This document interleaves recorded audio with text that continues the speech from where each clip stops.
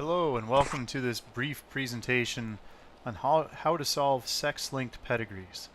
You've recently learned that pedigrees are family trees in which we can keep track of the genotypes of individuals and take a look at whether they carry a recessive gene that might put them at risk for having kids with a genetic disorder, or if they themselves might even have a genetic disorder. Maybe the symptoms are ones that don't show up until later in life. But when we take a look at pedigrees, we have to remember that there are different types of genetics. It's not all just dominant and recessive, but there are other examples such as with sex-linked traits like hemophilia, color blindness, muscular dystrophy, and male pattern baldness, where the genes are recessive, but they're only found on the X chromosome. And then remember that this makes a big difference, because if you are female, well, there are two X chromosomes, but if you're male, you only get the one X.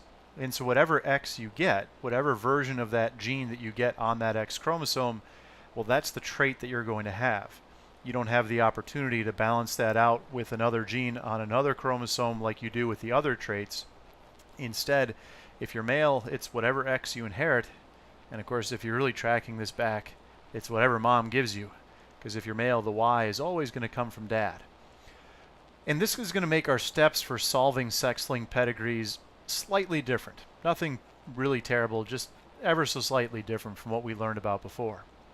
Our first step is going to be just simply noting whether the individuals are XY or XX. Squares, remember, are males, and so they would be XY, and circles are females, and so they would be XX. That's our first step, and I'll show you an example of this in just a moment. In step 2, now we're getting back to giving the shaded individuals the recessive gene, but only on the X. For the female, of course, you'd list this twice, but for the male, you're only going to put it on the one X chromosome, and you're going to leave the Y alone. Two different chromosomes, two very different sets of genes. Number 3, we're going to give all unshaded individuals one dominant gene, just like we did before, but only on the X. And we're still going to trace the recessive genes up to the parents, only up to their X, and down to the kids, and again, only onto their X chromosome. We're going to remember that the Y must come from dad, and the unfilled second genes after we've done steps 1 through 5, if we've done those correctly, unfilled second genes are most likely a question mark. And so let's see how this plays out. I've given you a sample sex-linked pedigree here. Let's pretend for a moment that maybe this has something to do with color blindness, and I'm going to use E's instead of anything else. They're just easier to distinguish capital E's versus lowercase e's. Remember, our first step is to identify the individuals based on their symbol. In other words, males XY, females XX. So here we have a square. This individual, Roman numeral 1-1, is a male, XY. And Roman numeral 1-2 is a circle. So we're going to put down that she is XX.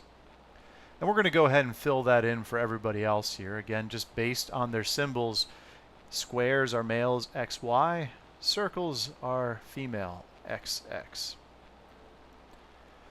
Once we've done that, then we can go ahead and take a look at the recessive individuals. The recessives have at least one recessive gene and possibly two. And I say one because males only have the one X. So individual 1-2, female, so we can list two E's, one on each X. And for Roman numeral 3-4, same idea. But for Roman numeral 4-2 being male, we're only going to put that recessive gene on the X chromosome because that's where that gene lives. It does not live on the Y. Our next step is we are going to use the dominant gene, so the capital E. And we're going to give one to everybody, that first X that we see. So we're going to do that with him, Roman numeral 1-1, and we're going to do that with everybody else. This does mean that at this point, the males are finished. Whether they are recessive, like 4-2 is, or whether they have the dominant gene like 1-1 and 2-1 and 3-2 and 3-3. If we give them a gene on that X chromosome, dominant or recessive, They are done. We have completely figured out their genotype. But the females, we have to figure things out. And with the females, now we start to trace the recessive genes down to the kids and back up to the parents.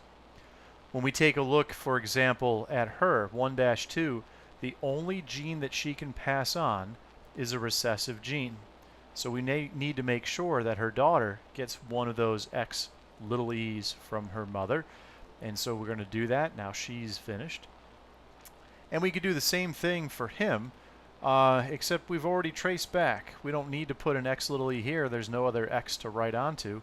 And we already know that about her. She has 2 recessive genes. At this point, there's really not much more that we can do. We're not so sure about these 2 individuals here, and we don't have any more information to go off of. And so as a result, our second X chromosome would have a question mark written on them. What I'm going to do is I'm going to set you up with another sample problem here, but I want you to pause the audio here. And I want you to try to solve this one on your own using those same steps. So go ahead and pause it, try the steps out, see what you come up with, and then start playing the presentation again, and I'll solve it for you.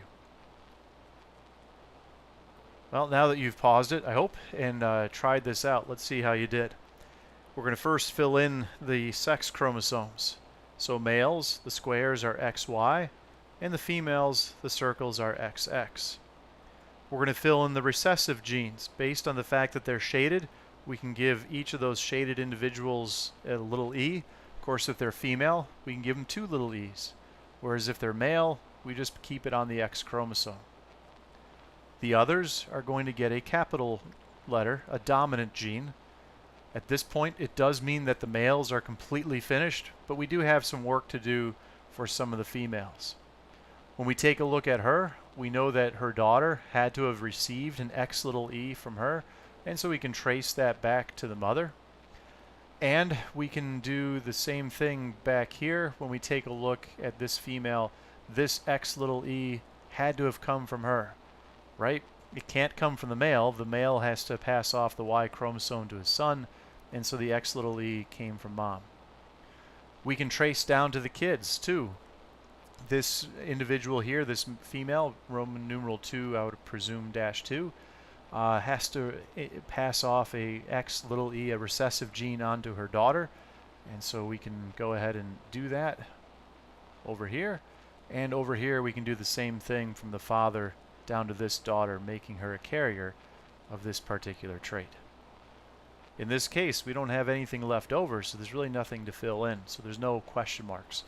But if we did, and we had taken care of everything the way we were supposed to, then we're left with no choice. That's it. Small little change from what you've already learned. There's a worksheet that you can work on to help you practice this. And once you've practiced it and taken a look at the answer key, then you're welcome to go ahead and try the sex-linked pedigree quiz. Let me know if you have any questions, and good luck.